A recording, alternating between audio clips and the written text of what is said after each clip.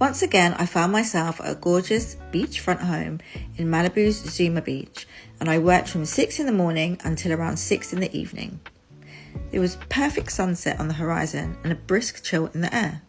Flocks of birds could be seen flying over the ocean as its waves crashed into the shore. This was Southern California at its best. I was content with the work I had done and excited to be amongst the cast, crew and director. Lorenz and I forged a pleasant friendship that would translate on screen. I would stay in character as his wife, even during breaks of the shooting. I would make his plate and nitpick about his clothes and hair, making sure everything was in order. There were no actual romantic feelings between me and Lorenz, but I enjoyed being his wife for the duration of our time on A Man Apart. He was kind and very much a gentleman. On a few occasions, his mother and grandmother would visit him on set, and it was easy to see where Lorenz had gotten his manners and respect for women. He was extremely grounded and humble. He made my job as a new actress easier. As a director, F. Gary Gray seemed to be extremely hands-on. He saw to it that all the cast members became acquainted with each other even before we began to shoot the film. He sent Lorenz and me on a few dinner and lunch dates strictly for that purpose.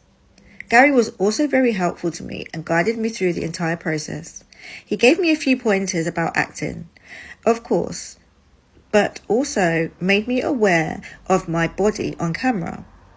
At the beginning of filming, I weighed 140 pounds. Gary explained that although I'd be attractive to any man walking down the street, the camera would not be so kind and that I should lose weight immediately. And so I did. During a 2-week break from the film, during the holiday season of 2000 and early 2001, I lost 20 pounds before returning to the set. How I lost the weight is another story, filled with cold Atlanta nights and a very young lover. Gary also told me one other very important rule to making a successful picture. Under no circumstances was I to ever date or have sex with any of my male co-stars. I was the only woman on set for the most part and seemed to stand out with my trademark walk. I had inherited the same sexy swagger that my mother and grandmother had all their lives. It was like a cobra doing a dance of death right before the strike of her venomous bite, a form of peacocking that I had used to entice men that had become second nature to me. Add that to my 38C breast size, 23-inch waist, and 38-inch hips and bottom, it was obvious that there could be trouble on set. I took Gary's advice to heart. After all, he did know best, but I have to admit it was impossible. I had been paying close attention to Vin Diesel while on set, secretly listening to everything he said and following him around with my eyes. I loved it when he walked past me and hoped he would say something to me, something outside of the work that we had to do, but he remained professional and I remained desirous. At the end of the first day of shooting, I left the set and walked slowly to the row of trailers that were lined along the beach, beaming on the inside while trying to compose myself on the outside. I couldn't believe I was shooting a film and would actually be in a movie. I was watching the ocean in all its splendour and thought about how far I had come and all the places I would like to go from here. It seemed as if my world had opened up and I'd been given a chance to change my life drastically. I thought that maybe all those days that I had practiced my acceptance speech to the academy might just pay off. I reflected on a few of my favourite actors and movies, like Cary Grant in An Affair to Remember and Robert De Niro in The Deer Hunter. There is something very magical about the city of Los Angeles, which was magnified to its brightest behind my rose-coloured glasses. I began to see what the rest of the world and Hollywood had already known. This is a place for dreams. I continued my slow, lazy walk down the beach. Busy daydreaming, I passed the production trailer and then Gary's trailer. Without warning, I was grabbed around the waist and scooped into the next trailer. His strong, massive hands grabbed me by the shoulders and pulled me into his handsomely chiseled face. Reminiscent from a scene from Gone with the Wind, he pressed his lips firmly against mine. Then, as they parted, our tongues touched and they danced. I melted in his mouth as the sun began to set over Zuma Beach.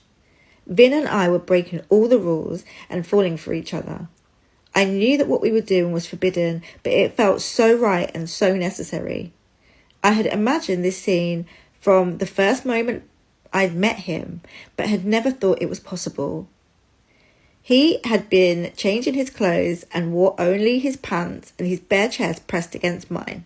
I wanted to feel my skin and soft, round breasts against his hard, lean muscles. I wanted more than I could have at that moment, but what he was giving me was powerful just the same. There had been some sort of silent sexual tension. The entire time we were filming, I secretly fantasized about us making love on the very same beach. I wanted him, but for the first time I can remember, I was afraid to show it. There must have been something to say about the actions and effects of pheromones, because we had no openly flirtatious exchanges. There was no indication, at least outwardly, that it was okay for him to approach me in this way, let alone kiss me. Vin must have just smelled it like an animal in the wild. The way he kissed me reflected that. The way I kissed him back confirmed it. After our first kiss, Vin and I spent many days and nights together. It seemed to be a quiet place in his life, sort of the calm before the storm. We were still able to go to clubs, and once we sat outside a club in his black-on-black SUV listening to music because he couldn't get in. We spent a quiet night or two back at my condo, talking in depth about our lives. I remember him asking me about my music, about who was hot at the time, and which CD he should buy. I was stunned by how uncool and almost sheltered he seemed to be. Yet here was this beautiful man with an amazing body, blessed with an enviable 8-pack and an even more enviable sized slong. His body was perfect, and the way he made love was slow and sensual and thoughtful. Between his gentle, passionate kisses, he frequently whispered, "Are you okay? Is everything all right?" Always to be sure, I got pleasure out of our lovemaking. The weight of his body on top of mine and the way his hands caressed every reachable inch of me while he stroked my inner core drove me wild. His kisses were soft and just wet enough. His lips were full and warm, and everywhere they went I shook with full-blown pleasure.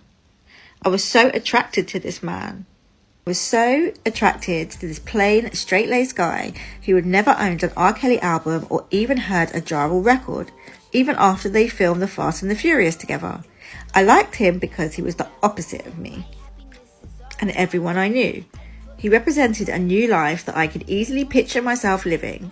I found him easy to be with. He was funny and charming. I remember filming one particular scene where Vin's character, Sean, was just awakening from a coma.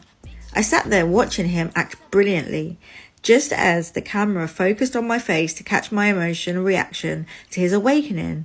All I could think of was the first kiss we'd shared and the good smecks we were having. During every scene we had together, I would glow in his presence, and I had to resist my telling grin and blushing cheeks. Like the scene where we were at a police conference. Lorenz and I were already there, and Vin walks in with a woman who played his wife in the film. I could feel myself glowing at the sight of him. My eyes stayed planted on his. I felt that it must have been obvious to everyone, but no one knew. Not until now. I fell for Vin during the shooting of A Man Apart, but soon The Fast and the Furious and XXX would take Vin far away from me. Just as it is with music videos, there was a separation between cast and extras. The cast members were treated like royalty. We would all have meals fully catered and be served the best of food and drink, while the extras were made to eat lunches brought from home and in a separate dining area away from us. That was part of the difference between actors protected by the Screen Actors Guild, SAG, labour laws, and those who are not. Extras are usually people trying to become covered by SAG and need to rack up a certain amount of hours in order to qualify for its benefits. Although A Man Apart would be my first feature, the amount of hours that it would be under contract with the film and the money I would be paid for my appearance in the film assured me a place in the Screen Actors Guild. I was officially an actress. Good for you, Corinne. Good for you, girl. I was doing something that literally millions of people try to do every day in Hollywood and hadn't even been trying. I had been told by agents and managers to never repeat the story of how I'd been discovered because other actors would resent it. It was the sort of fairy tale only heard of in books or seen on television. There are young people even today sleeping on Hollywood and Sunset Boulevards who started out with the same dream that I'd had. They'd walk up and down those telltale boulevards trying to be discovered by passing directors or actors. I was discovered on the boulevard of broken dreams and went straight into co-starring role on a big budget Hollywood picture. I couldn't have asked for a more perfect Hollywood beginning. But that was just how my life seemed to be working itself out. Everywhere I turned, someone was there to change my life, mostly for the best, but sometimes for the worst. It didn't matter if I was at a Hollywood party or at a local grocer. A famous, wealthy or powerful man would be behind or in front of me. People like Ice and Gary. It seemed as if no matter the type of mess I'd get myself into, there were certain things that had to happen. Everyone I had come across had a purpose in my life, and with the type of breaks I was getting, I thought it was headed for better things. I was not lucky, but blessed. Being a Hollywood actress or anything related to entertainment doesn't happen to many people who come from St. Thomas. On the island, the only focus for children is their education. The only dream is to graduate high school, then college, then join the armed forces or get a job. Many people rarely step outside the box. Many islanders stay on the island all their lives, never leaving, not even for vacation. They are islanders at heart and make those great Virgin Islands what they are, jewels of the Atlantic. Most natives need no more than what those 28 square miles have to offer.